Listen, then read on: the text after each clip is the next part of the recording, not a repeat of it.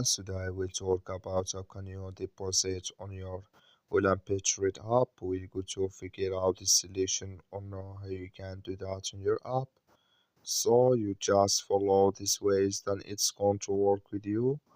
All you have to do inverse. So you just go here above this sign, click on it here.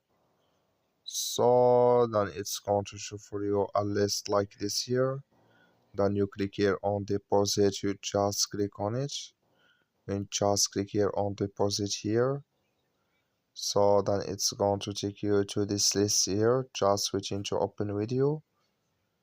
So it's going to show for you like this. And here can you select deposit amount here, and here add your payment methods. Then you click if you want to have or you want to add your promo code, then here add next, then it's going to deposit with you.